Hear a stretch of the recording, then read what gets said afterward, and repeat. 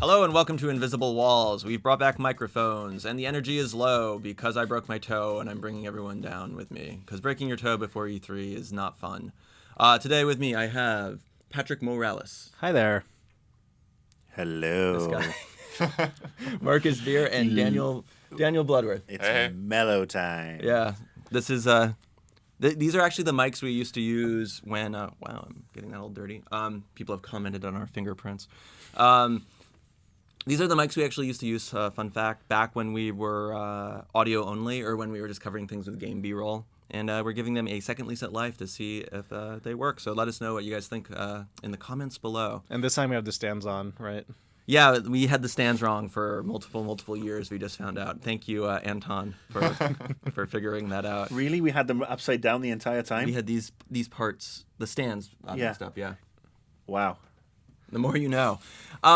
So, you know, it's been a little bit of a game drought, so to speak. You know, end of a generation cycle, start of summer is always kind of a little bit slow. Before E3. That as well. There's always a couple of games, and we got a couple of games this week. And we think we're going to start it off with Fuse, which, you know, people checked out the demo. The game's kind of had, what was it called again? Overstrike? It used to be called Overstrike, yeah. Yeah, and I think it's kind of this other case where I think people are just, I mean, you were the one who spent the time on it, but we all watched and shook our heads as you were playing it. Disapprovingly. It's this kind of like, you know, it's not really like a race to the bottom per se, but I feel like there is this kind of grab where people are still trying to think like, I like co-op. You guys like, well, I don't know about you, but we like generally like co-op. I know. But I like just not in Lego games. look, I don't have a problem with co-op. I have a problem with co-op when it's just horde mode or when it feels like it's just levered in. But like we saw this, I think in you know, like Dead Space 3, the RE games recently, or in the last you know, couple of years. Star Trek, great example. And you know, I think people look at the popularity of like something maybe like Borderlands. And or like the Spec Ops on the Infinity Ward Call of Duties, but here is the guys that brought us Ratchet and Clank and Resistance delivering a very, I think it's fair to say, a very co-op RPG light driven third-person shooter experience. Yeah, and it's very surprising to me because, you know, Insomniac has this reputation for, you know, being very ambitious with a lot of the elements of their games. You know, you have the crazy weaponry in Ratchet and Clank. You've seen that trickle through in Resistance, and you certainly do get some of that here in Fuse. But I think more than any other title that they've done so far, it's just so devoid of the character that they usually, you know, like to have in their games and, you know, have fun with. It comes across very bland, not just in terms of you know, character and personality, but also in gameplay too. You feel like it takes a lot of its design decisions very safely. You feel like there's a prevalent sense that they've cut a lot of ideas from the game in order to deliver something very kind of mainstream and like rote and routine. And it just comes across as that very kind of template shooter. Would it be fair to say it's like it's competent but dull? Yeah, and that's kind of the big problems with it. Like, it's actually, you know, functionally, you know, very like fine as a shooter. It feels good, and you know, when you co-op with someone, either split screen or online, it's actually decent. You know, like you feel like you're playing a good, you know, shooting gallery. But at the same time, it's just so unremarkable that the charm of the cool weaponry that it has just wears off immediately. I mean, I think that's like the kind of like the kindergarten question, but you know, Insomniac, from Ratchet and Clank with the silly stuff to, I mean, you played a lot of the Resistance games, right? Yeah, Blood? I mean, I think all of them. Yeah, the bullseye and the auger. They've had cool guns, kind of in a serious camp and in the campy camp. Sure. Yeah. Resistance 3 really, you know, ratcheted it up in terms of gameplay. You know, it really. Is that a pun? Not intentionally, but I guess it is. Not a fun. But yeah, you know, like that game, the guns felt great, and even the story kind of took a nosedive. It was, you know, way more fun to play than the previous two. I mean, do you think the guns did deliver? You know what? I think it's kind of hit and miss. No meta pun intended. I think the coolest example would probably be the main guy's gun, Dalton, where it kind of has this energy shield that pops up. There's a main guy. I would say he's like the squad leader, but you do switch control between all Leonardo? four. Yeah, he's the Leonardo. Okay. He's got the katanas. But yeah, like what's cool about him is that, you know, playing shooters over time, you're trained into this mode where it's always better to be behind cover. You know, you pop out when it's safe and you shoot. But with him, since he's able to have this mobile shield in front of him at all times, you can actually kind of break out of that. You can walk in front of a whole gang of people with your shield up, absorb the bullets, and then shoot them back at whoever shot them, which is really cool. Like, it actually kind of makes you rethink your strategy a little bit in terms of what you're able to do in a typical shooting situation. But at the same time, all the other guns kind of fill a more traditional role, where you have the one gun that will freeze people in place, or one that will hit more than one person in a row. So it's a little kind of. I mean, we're kind of seeing it's a mixed bag. We have Chris taking a photo right now, but Chris and everyone's brought up the kind of Halo walking away from the science fiction weapons, and obviously this game they had to drop the aesthetic at some point. So you got to wonder how rushed the game was. I remember you also said some of the level design is a little underwhelming. It is, yeah. But it's kind of curious as this this is like a bigger question where people are trying to hit those. I think EA and Insomniac probably think it's a big game, despite what the kind of fallout has been.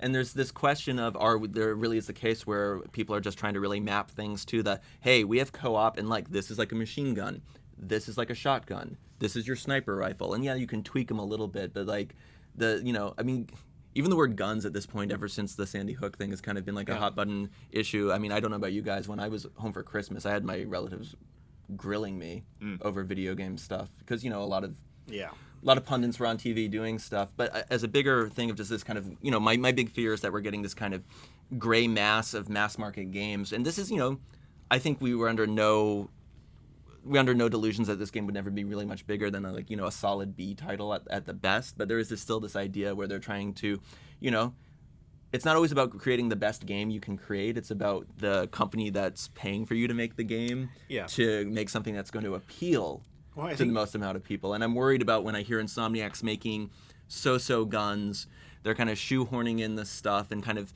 I'm even wondering if the level design is a lack of ambition, or the idea of just making something that's not overly challenging. Well, my biggest problem with the game kind of goes beyond just what it does. And it's you hear the stories about how when it transformed from Overstrike to Fuse, that was the result of focus testers, people that were 12 years old coming in and commenting on the game. I think that's total bullshit. That's one of the biggest problems with the games industry, is that focus testing ruin 99 times out of 100. Focus testing ruins shit, whether it be movies, whether it be restaurant openings, whether it be video games. And I think, unfortunately, for Insomniac, this does seem like a marketing checklist game. Like you said, there is the checklist. We've got to deliver this, this, and this. The fact that it's coming out in June, in the quiet season, it's probably just all right, well, Insomniac has a good name from Ratchet, from Resistance. Let's get this game from them. Short budget, short time frame, just slap it out. It'll come out in June. Some dumb schmucks will pick it up because they're familiar with because the box probably says from the team that bought you Ratchet and Clank and but to be fair, Resistance. If you're playing it with friends, it's a good time, right? But that's kind of the rub of co-op games. It's can you think of a really bad? Okay, maybe Star Trek, but Resident Evil 5. Resident Evil 5 was the co-op on Resident Evil 5 was not good.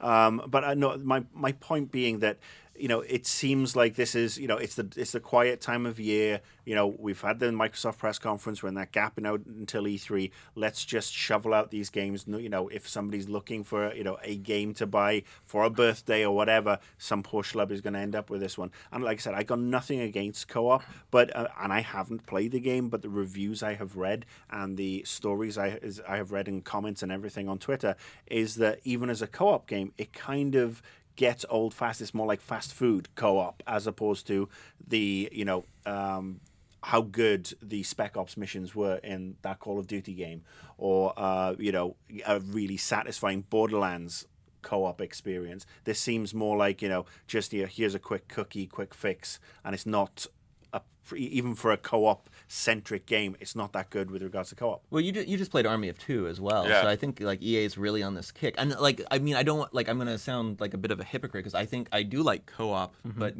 do it well. And people can be really stingy with co-op. The first Resistance, people were really upset because there was 2 Nathan Hales, which I think can sometimes be petty, but for some people it matters. If there's 2 Master Chiefs, sometimes people get upset. But I think co-op is like it's this low-hanging fruit in the regards that it's just like bad multiplayer, or a first-person game. Like the controls are kind of already like locked down to a degree where people are okay with it, and third person's getting to that point now. Yeah. It's low-hanging fruit, not in the sense that it's easy for developers to do it, but it's like if you deliver it, and even if it's only half-baked, it's usually pretty good. Like for as bad as like Army of Two, what was it? 40 Days? No, what was it called? Cartel. Devil's Cartel. Yeah. Like you and Nick still had a lot of fun. Just like even just the interaction between the two of you, not even necessarily facilitating what the game's doing. Right. So I don't know. It's interesting. Can I ask you, just from what you were talking in his old PR hat, like id Software famously doesn't focus test.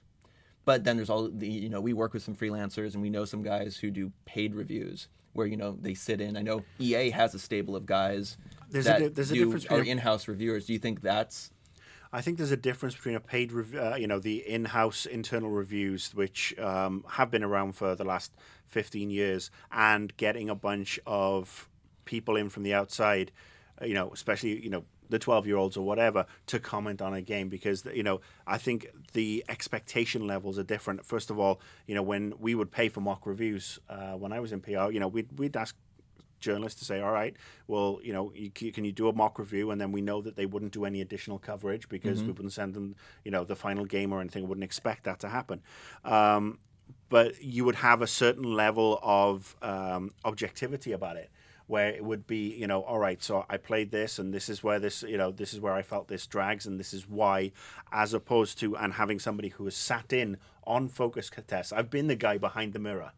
I've been the guy clogging it up, banging my head against the friggin' wall as somebody says, and we're talking about fear here. Well, it should be more like Halo. And those are the comments well, where... it's the Ken Levine thing, right? Like, hey, frat boys, who's heard of BioShock, and no hands go up, right? Yeah, and honestly, I don't think I'm not a big proponent of really screwing with the game design team's vision. I mean, obviously, when it gets a little too unwieldy, sometimes you do need to be. Well, I would say, I mean, obviously, I haven't been in this side of game design. At the most tangentially, and but there is an idea of the outside force. I have a friend who's consulting right now, and it's funny because he can tell the CEO of the company, this doesn't work. Well, these you can say whatever you want to say, but you may not say what you really want to say to the boss, or you can't see the forest through the trees when you're too close to absolutely, and to a that's gameplay why, mechanic. Yeah, I mean, like what the Metroid Prime guys, like. Oh, the one who says he hates it? Yeah, he thought it was terrible, But that's that's the thing. Consultants, the reviews, the people who review stuff for a living and know what to look for. That's why I think they're different to, and no offense to Joe Blow on the street, who is more the consumer. I mean, it's like getting dragged into focus test the Steven Spielberg movie. I mean, I don't know how to direct. I don't know how to write a story like these guys. And I think that if you're going to have people come in and look at your game from an outside perspective, focus tests are not the way to do it. Honestly, getting a reaction from somebody who knows their shit is much better. And I do understand there is a climate of fear in so many companies. I've worked in companies where there's a climate of fear. It's not funny. And it's just one of those things that, I need my paycheck. I can't tell the boss that he's an absolute idiot for wanting to turn a first-person shooter into Grand Theft Auto. And I literally had that comment once. We sat in on a design for a company I work for. We had a game that was a first-person shooter, and the head guy walked in one day and said, well, my son's now really into Grand Theft Auto. What can we change to make it more like Grand Theft Auto? Yeah, I mean, well, didn't Riccatello want to make Mirror's Edge a third-person game in which they would have stolen its soul? Yeah. Pretty much. I mean, I think ironically, if Mirror's Edge had been a third-person game, I might have been able to play it, because first it was actually one game to give me motion. Okay. I was gonna say that's a different argument. Well, going back to focus test just real quick. Yeah. And I know it sounds hypocritical for us to criticize focus testers when we are sitting here talking about how Fuse we're ended video up. game journalists. We are Exactly. hypocrites. We're not but like my argument for that quotes. would be we're critiquing the game, but mostly because it's the decision of someone else. I trust Insomniac can make good games. I don't trust the opinions of a 12-year-old, and I would have much rather had what they wanted to make. Which I think we do have to be fair. We all were making fun of Overstrike a lot Yeah, when it came out. Yeah. So I just want to make sure that's Absolutely. clear. But at the same time, I was not the biggest fan of Overstrike when they first showed it off at E3 2011. But playing Fuse, I think I would have rather played that. I can totally agree. I mean, there was an old IDOS game, I think it was called Project Eden, which had you kind of jumping between characters. I think it was a little more puzzle based, but I like this idea. I like having different abilities and characters and stuff. But when you make it just kind of competent but dull, to quote myself. Sure. Switching gears Brum. to I keep wanting to call this Forza because of F with Fuse, but it's Grid 2. Yeah. Which is 5 years later. Yeah. Which is kind of nuts. And Grid was kind of, I mean, the original Grid I think was kind of a minor revolution, right? This was after Colin McRae. Between that and Dirt, this is kind of like what Dirt spun out of Grid, and his unfortunate helicopter accident, like what Codemasters, I mean, who knows what they would have done otherwise, but, Grid was a really well-received game, and now Grid 2's out, and it's kind of all over the place, if all over the place means between 7s and 9s on Metacritic. It's been a controversial game. That's a good way to put it. And I think some of it is rose-colored glasses on the first Grid, like people thinking it was more than it was, and then also just people kind of wanting it to be a different game than it is, and then of course I think what's haunted it from the reveal is the lack of a cockpit view. When the first Grid did make a huge deal out of the cockpit view, and like I think on certain difficulty settings you were locked into the cockpit, you had to play that way. Interesting. Yeah, so that was kind of where like I feel like a lot of people, like once they heard that, like they just kind of shut their ears off to the rest of the game, which is why I kind of got it out of the way, like right in the beginning of the review. But this is like what we'd call like probably the more vocal minority, even though it's probably a large minority. Yeah, I mean, well, that's Codemasters' take on it, and I'm not sure that I buy into their numbers of like only 1% of people actually drive in cockpit view or whatever. I'm the guy that does always drive in cockpit view whenever possible. I even have it set up on the 360 so that it defaults to that whenever I'm playing a racing game. But handling wise, the hood cam does work. Some people make the argument that if you're using a wheel, then you're going to be in hood cam anyways because it doesn't make sense to have two wheels in front of you. And I just think that like a lot of people see this like arcade as number one. They see it as kind of a dirty word, and I think the other thing too is there's this like real push of like it's either sim or it's arcade. And I think what I'm seeing a lot of, and I've ran it on this before, is a lot of racing game developers, they don't really want to be tied into those definitions, And we saw with Forza Horizon, we've seen it with most of Codemasters games where like they don't fit either a sim or an arcade definition very well. It's pretty much just the really strict ones, like the NASCAR and the F1s, right? That would fall more on the sim side. Yeah, and that's the thing. It's like depending on how hardcore of a racing guy you are, like people like discount more and more games as being sims. People are out there that say the Gran Turismo is not a sim. So, it's like the average person would laugh. Well, at that. it's kind of like what the trajectory that sports games did, and this is me being a crackpot here, but I feel like I don't like sports in real life. But I played a ton of sports games back on like the NES. Yeah. And those were arcade sports games, and now I would say, hey, you know what? NBA Jam, the new NBA Jam, hey, that's still a fun game. But these other games, they're like I like the 2K NBA game. I love watching it. Just the animation there is great, but like Madden and stuff, those games are hardcore simulations at this point, unless you pick up like the Wii, what was the Wii Family version or whatever. Right. I maintain that the NHL franchise peaked with NHL 94 on the Sega Genesis. I think Kevin Smith would agree with you. It was just the best game, and that's the thing for somebody who isn't, and I, believe it or not, I used to play sports. I used to play rugby, but I mean Are you Welsh? Yes. Okay. Yes, it's the law, in fact. But no, I mean, you look at the games now, and even FIFA and Pro Evo. I mean, they've having this level of, all right, well, the ball will not stick to your feet or this or whatever. I mean, it's still supposed to be a fun game. And I felt that fun being sucked out of it over the last, 4, 5, 6 years. And it's disappointing. And I think the car racing games are going the other direction, where, like you said, I think it's kind of a mix. Like, yeah. Here's the thing. You give anyone off the street Mario Kart, and they'll be able to do a lap. You give anyone off the street Gran Turismo, and they're just going to be doing donuts. Right. Okay. And, I think what's interesting is but I feel like I picked up not Dirt Showdown, but the last Dirt 3. Dirt 3, yeah. And I had a lot of fun with that game, but some of the events I really was not good at. And then when I was playing multiplayer, I think it was even called like arcade mode or party mode or whatever, where it was cat and mouse and tag and stuff like that.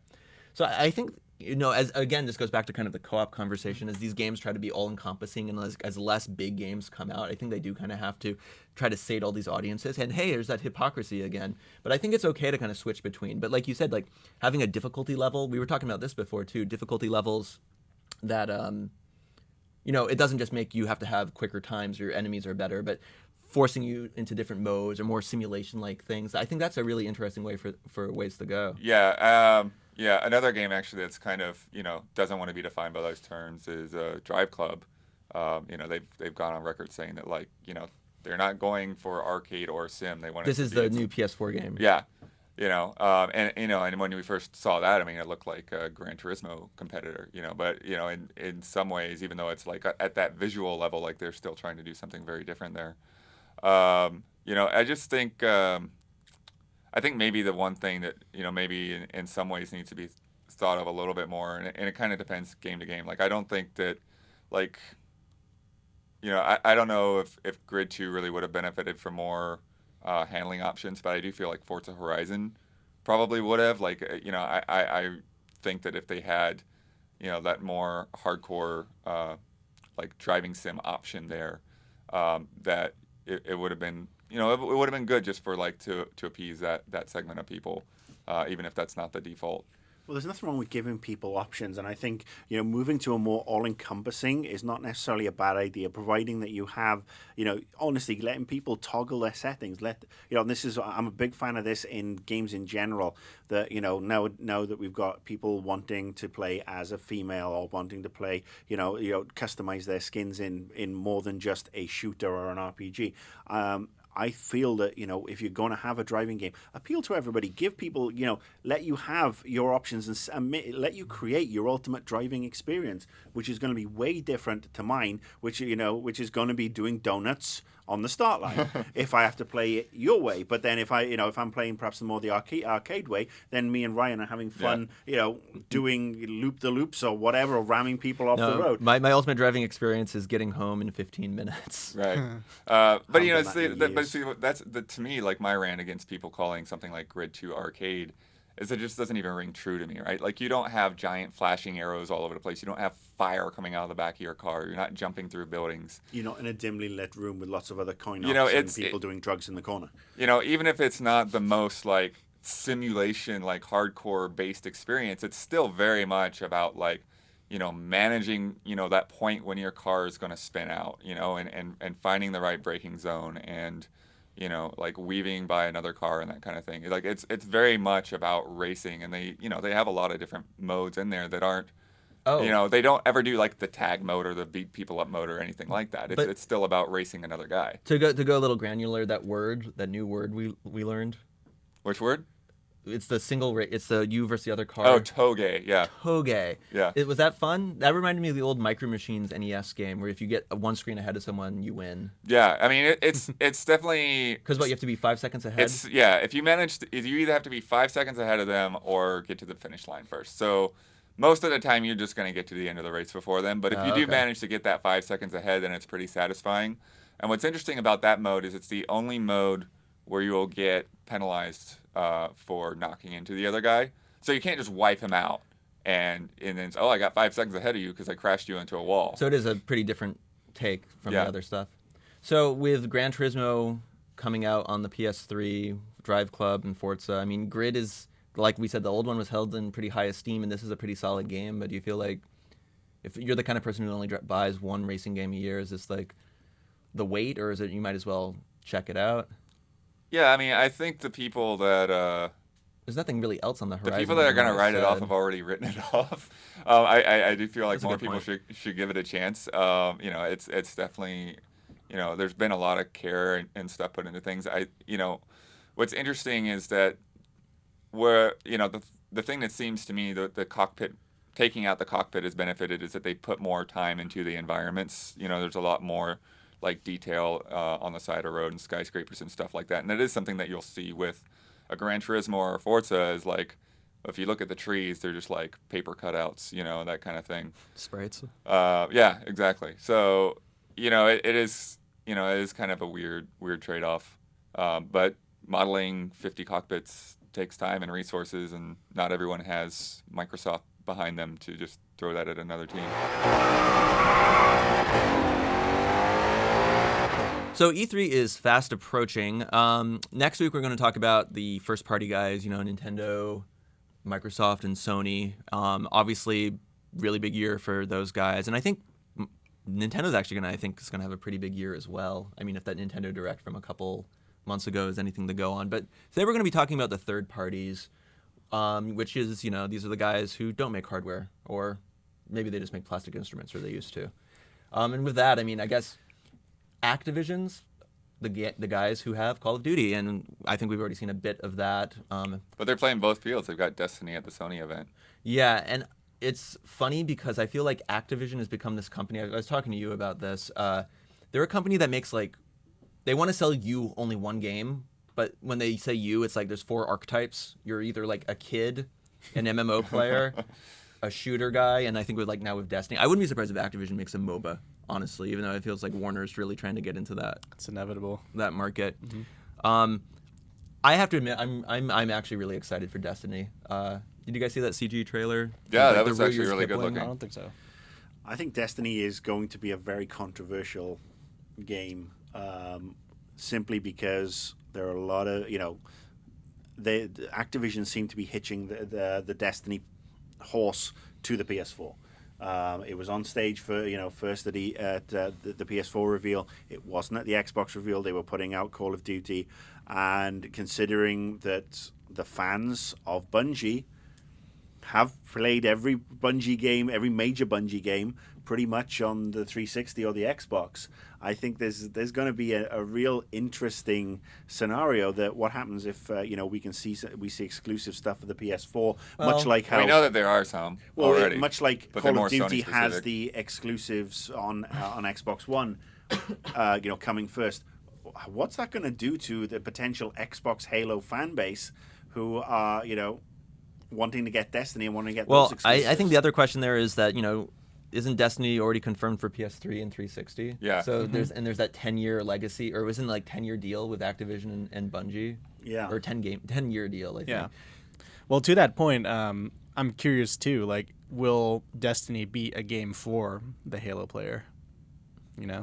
I think I'm going to say yes. But this goes back to the earlier conversation we had about MMO FPSs, right? Mm-hmm. And I think how that's going to be that kind of next that's the next omelet. They're cracking all the eggs now, and they're trying to make and really get into that, because PlanetSide was really well received, but it is kind of faded out of the mind share as of now. Well, if you bring it, if you can bring it to console and make it look really good and give really good connectivity and update the content regularly and bring that MMO feel into the console environment, there's no reason for it not to sell. And for a shooter to go into an MMO, a console MMO shooter, it should be an ideal marriage, because people are used to the controls. You don't need to use mouse and keyboard. You don't need 150 different hotkeys mapped or anything like that. So I think that's a very sensible way to go. And yeah, I could see Destiny being that one where you pay $60 and then, there is a fee later on for a persistent world. I think we'll save the COD talk, but do you think, going back to his CEOs making decisions, do you think Bobby Kotick was walking around and being like, I like dogs? I hope so. You're going to play the game now, right? No, Bobby Kotick probably had a focus test going. And it's like, so how can we get Call of Duty out to a wider audience? Dogs. Or how can we use Kinect in Call of Duty? Oh, dogs. Just yell at them. Hey, Rover. Hey, Fido. I don't think I want to say one word about Skylanders. You actually remember that? because Did you block it out? Okay. yeah. No, I mean whatever. It's not for me. It's not. Look, it's not our target demographic. Diablo for consoles. Pass. I mean, it's cool. I mean, it's cool that they're doing it.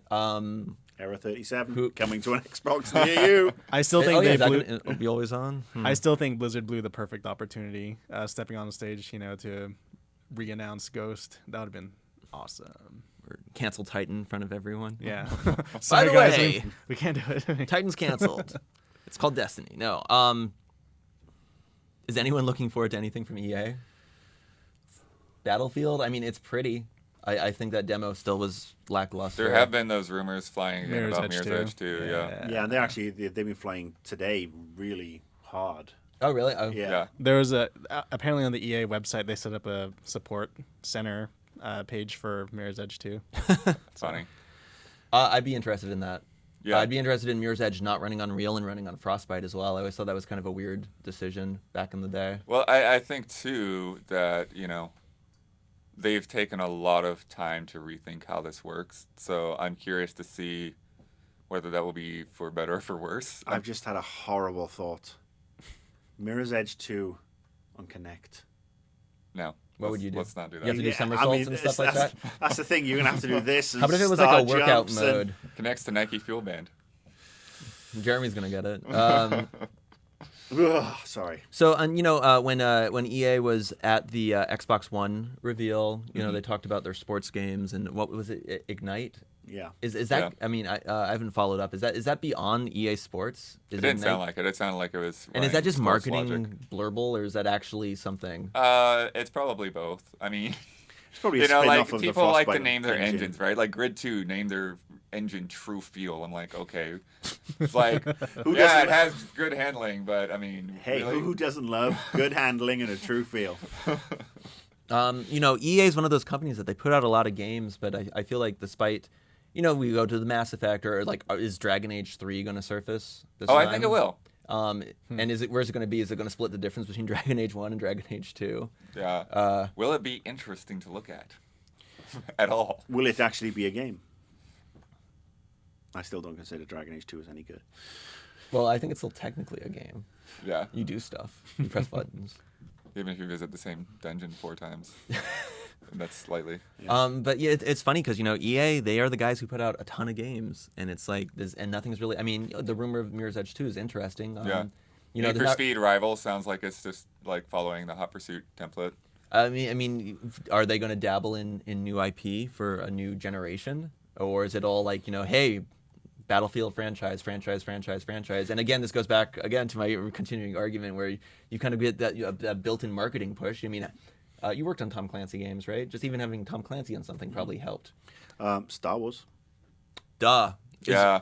But is it too early? Well, they're saying that then... Are they going to resurrect 1313? Is there any chance of that? They're saying that we won't see anything until probably next E3, but it doesn't mean announcements. It doesn't can't mean happen. that we can't find that in the last 4 weeks they've cobbled together a CGI trailer using the excited Frostbite engine. No, I don't. I could see announcements. Well, though. you may look. You never know. And yeah, could they resurrect 1313? Could we see? They have the rights to the back catalog. Could we see? Some teasers of something like X-Wing versus TIE Fighter coming to Xbox Live Arcade and Origin. Who knows? I mean, there's enough. They spend enough money on that not to not have an announcement.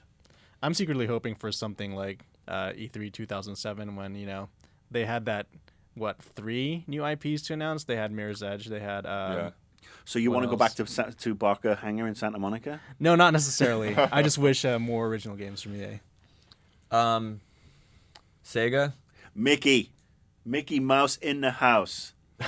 Sonic Galaxy or whatever it's called. Universe? Looks interesting. Lost World. Lost World. Sorry, that's the only thing I'm excited for is Castle of Illusion coming back. Yeah, no, that's cool. I'm sure it's going to be better than Epic Mickey 2. That Nintendo Direct announcement about Sonic being exclusive to Nintendo? Yeah. Mm-hmm. Think how... It's so weird because it was kind of a non-event, but think how crazy it would have been if this had been 1994, right? This would have been it would have been a sign of the dogs apocalypse. marrying cats or something like that. It's just weird. Oh man, that's 20 years ago. Colonial Marines 2. Yeah. Did that lawsuit ever get settled? I think no, that's still going. That's going to be a while before it even comes to court, I think. Yeah, I mean, and Sega. Here's another group of guys, right? Like that. I don't know. I mean, we're hoping they all have a lot of new stuff for next gen, and they've been sitting on it. Maybe Yakuza guys are doing something different. Sonic and Mario at the Winter Olympics. Mario in HD 3D, right? F-Zero. Maybe. I don't know. It's funny because we were talking about our top 10 this week. We were talking about E3 booths came up a lot. And, Sega, even when they got out of the Dreamcast, they still had that giant space for so long, and they were really trying to own it. And they usually have a good setup at like Gamescom and stuff like that. Yeah. But it's just like, I mean, it hurts when like a game like Vanquish really died on the vine, like despite being a good game, it didn't get didn't get the commercial success maybe that it deserved. And yeah, I mean, God, this is getting depressing. I mean, I think people like to hit on pick on EA, but like Sega, you always kind of have like, oh, it's Sega, they're gonna have some stuff. I know what they bought Relic, right, from THQ. Yeah, so there is that. Oh yeah, would they have Company of Heroes 2 there? Yeah. Yeah, but it ships like the next week, right? So there is that as well. I mean, we were talking about this the other day. It's like Last of Us doesn't come out until that Friday. Is that an E3 game or not? I mean, Game and Wario is out, I think, the week after E3 or something like that. Good old Square, obviously. I think from GDC, I think the hype for Thief has been pretty good, despite some rumors that it's may not be as good as some people, or the demo may not be reflective of the entire project, the Dark Project. Well, what I like about Square Enix's catalog this year is that you're really starting to see the Eidos portfolio kind of come through. It's not completely dominated by whatever's coming out of Japan. You have a good spread of that was games. more last year. I mean, it was almost no Japanese games. Yeah. Couple years, because I think the Square Enix, the beacons at their booths were. I mean, Hitman may not have been a good game in the end, but like Hitman, I disagree. Tomb Raider, not a great game. Deus Ex before that. Deus Ex, yeah. They've really, I mean, God, even Guardians of Light. I mean, for an Xbox Live Arcade game, that was really, really well received. I think Square's a really interesting company at this point. Is we know Capcom tried to do that kind of universal, where like. Who are the Swedish dudes? Grin, they tried to have like producers in Japan working with a team in Europe for a game that they want to sell to Americans. And it didn't work, but they did kind of have that kind of pan-global thing going. Yeah. And I think Square, which is this really closed company. Guys. Oh, the Vancouver team? Yeah. Okay. Yeah, no, it is interesting. Deep Silver's gonna have Saints Row 4.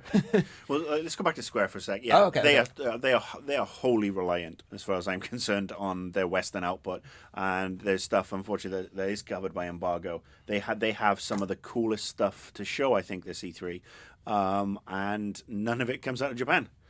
And we'll talk about it in a couple of weeks' time. There's just we can talk about Thief, and that looks great. I mean, it looks Deus Ex-y, the medieval Dishonored. It's it's got that vibe about it, and it's good to see that franchise back. So yes, I think.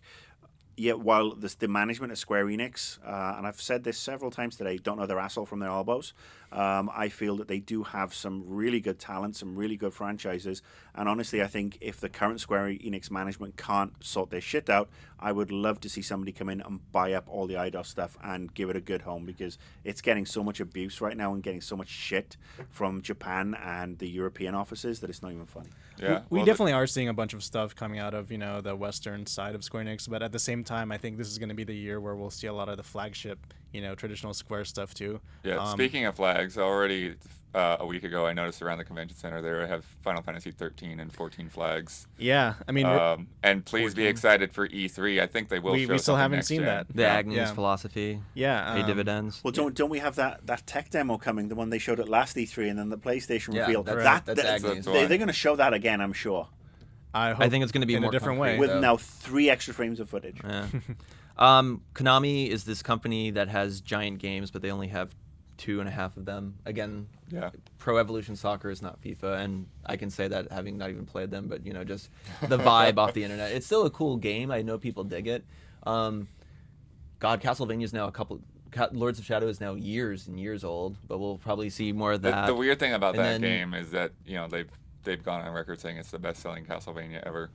And I believe it. Yeah. And then Phantom Pain and all that stuff is gonna MGS5 somehow materialize. But I mean, I don't expect anything playable or anything. No, I like think that. it will be. I think this will You be really do? Yeah, I think this will be the big coming out for real. Will they come out playable? Yeah. Do you think they will return to perhaps their roots and come out at the PS4 launch, the PS4 press conference, and have it up on stage there and really go back to their core audience? I see them doing either way. They're at this doing their point, pre-recorded press conference, so I don't know. That's an interesting point though, because that's gonna be before anything else. So, but like Silent Hill, are they gonna try to drum that tin again? I mean, no one's really cared in a while. I mean, the last one just came out last year, right? And even the HD remake was like, they messed it up. Yeah. We'll save Ubi for last. Really quick. Well, we kind of skirted over Capcom. Do you think Deep Down's gonna materialize as something that's a real thing, or is it just a tech demo? Probably tech demo if I had to wager, I guess. And just briefly before I think we end with Ubisoft, Bethesda again has a really strong, lineup. Wolfenstein. I wasn't very impressed with the footage that they released, but I thought carving out your own cover was kind of cool. It's also using the Rage stuff. I really want to see the Mikami game. Yeah, that looks like an old school survival horror game. And Elder Scrolls Online, whatever. My MMO interest has really, really waned in the last couple of years. That should be for me sort of like that should be the game that really sort of like floats my boat and gets me so interested. But unfortunately, everything I've seen so far has not done that. I hope E3 changes that. I think that game needs polish literally just kind of in the visual department, and I think that's something that can come later when you're trying to design something so massive. Well, it's funny because everyone was dismissing it as kind of like, oh, it's just like another WoW style MMO, but then they recently added first person view back into the game, and I was like, yeah, here we go. Yeah, there's been a big uptick on that. Well, can I just say that I will be very happy if Fallout 4 is announced. That could happen. At one of the press conferences, I just want Fallout 4. As always, my number one thing I want out of E3 is new games, new announcements. I mean, sequels are okay, but I want like new games, new experiences. Well, I just like to experience that version of the world on a next gen console on a PC and really continue the stories and with a new engine and that's a world that really appeals to me and I could get lost in for months. And not to fluff Ubi too much, but I feel like they've kind of become like a surrogate EA in the regards that I have interest in almost everything they're kind of doing, even though if the end result's not always something that I'm completely gung ho for. I think at this point we've actually got a lot of Watch Dogs. You got to see an extended demo twice, and we are right. And I think we're generally the general vibe in the office is Watch Dogs still seems cool, but I think we're getting a little more apprehensive each time we see it. I don't know, apprehensive. I just feel like okay, I'm done. I don't really need to see any more of this game unless you're actually going to show something like significantly different. Well, I think they followed the same route that they did with Assassin's Creed last year, where they had their early shows, and then we'll see it at E3, and then we won't see it again until probably September. But yeah, the thing I like about Watch Dogs is, I sat through the first demo in San Francisco and did the first look. That was cool. It wasn't the single player story, and it wasn't multiplayer. And then the other bits that I've seen since, they talked a little bit more perhaps about the other components, the plug-in, that are making me more interested. If I go to E3 and I'm seeing the same shit that I saw 3 weeks ago and 5 weeks ago, I'll be mighty unhappy. But yeah, they do. Ubisoft have really got a solid lineup. Even the Splinter Cell game, which I think people were a little down on. I think Spies vs. Mercs is kind of back. I think they're generally building up some goodwill. What's the embargo on the Splinter Cell stuff? I'm not entirely sure on that one. So let's leave it on that with public knowledge. And then Assassin's Creed 4, obviously, everyone's still not really feeling that 4, I think, hanging there. But it looks cool. People like the naval combat. I mean, this I'm kind of just beating a dead horse at this point. It would have been better as just Black Flag. South Park, Stick of Truth. It's going to be funny. Maybe like the N64 game. More than one way. Rayman, the new Rayman game. Now on the Vita. Vita. Now that should have already been reviewed. So hey Marcus, is there one game you're really excited to go play? And this is a blast from the past. It's Blaster Master? Rise of the Triad. Oh, cool. It's looking so good. Rise of the Triad. updated, and that to me is multiplayer fun. I bounced around that at PAX, and I am so looking forward to spending some time getting my freak on. You guys have any small fry third-party stuff? I would like to see The Witcher 3 brought out on the Sony stage. They have a tendency to go to those smaller quality developers, and Foster. Yeah. Yeah. And I think that would be, kind of a Sony play. Yeah, I mean, we didn't talk about Warner, but they're not signed up with Warner yet, right? I mean, they kind of, they kind of get publishers on their own terms. So I think, you won't hear anything about publishers until the game's close to being out, unless they do get something like Sony. And also, Sony are working very hard with development this time around. They've learned the lessons of the PS3, and they are actually being very supportive and very inviting to the development teams, whereas Microsoft apparently are not so much. Microsoft have gone full 180 from 5-6 years ago. And Patrick, you got anything you want to pimp? Yeah, I mean, for me, I just hope that the little tease that Square Enix had at the PlayStation conference finally turns out to be, Versus 13 rebranded as 15. You still believe? I think it's going to happen. Even after Timeline? I hope so. Okay. But beyond that, Dragon's Crown. Everyone knows I love damn beat-em-ups, and that's one I definitely want to play. Dragon's Crown looks good. What game are you looking forward to the most, apart from Dark Souls 2? I mean, for the smaller stuff, even though I feel like a lot of goodwill has been burnt at this point, I still have a vested interest in what Suda does, and Killer is Dead has my interest to a degree. I've liked what they've shown so far. Mm-hmm. I liked the Suda game. Was it last year, the one that came out last year from with Lollipop Chainsaw? Yeah. I thought it was daft, and then the one before that, Shadows of the Damned. I dug those two games. I really did. I'm supposed to be the racist, remember? I'm the one who's supposed to be hating everything Asian, and I just really dug both those games. They were such great, fun summer releases. There's a level of fun to those games. I think that's a really good way to put it. And there's some of that zany stuff that I like. You can get away with while still having a little bit of that slight commentary. I really dug Killer 7 back in the day. I really liked the first No More Heroes, so I'm hoping it's going to be something up to that caliber. No connection though, apparently. Spiritual, right? I don't know. Suda's a weird dude. So again, I apologize for breaking my toe. Next week we are going to be talking first party stuff, and probably maybe a little bit Remember Me, and maybe some other stuff. I don't know if we're going to get Jeremy back in for a round 2. I think by crowd decision you won that one, which I'm not really surprised at. Well, look, doesn't it say though? I mean, when you get so many people upset at Microsoft, that guess what? The core audience does feel like they've been hard done by. I completely agree. And some people took me to task for the ripping the Band-Aid off line, and that may not have been the best analogy. It's just more, it's the boiling the frog analogy. I just see this stuff happening. I hope we have more answers. I mean, I'm thinking back to the Wii U, when the Wii U launched last year, and there was still a lot of questions going. We had the hardware in, and we were waiting for that patch, remember? Right. That everyone had to wait for. And there was still a lot of questions about, online specifics and random stuff. So I really hope things are clear. I think people are really... I hate to use the word consumers, but people are informed E3, consumers. they're still not going to be clear.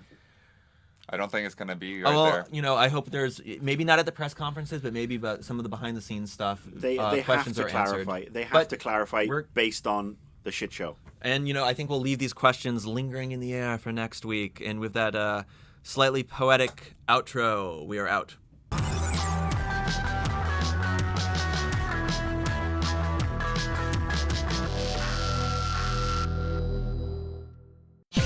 See this and other GT shows and game reviews on the GT Originals iOS app, available now on the App Store.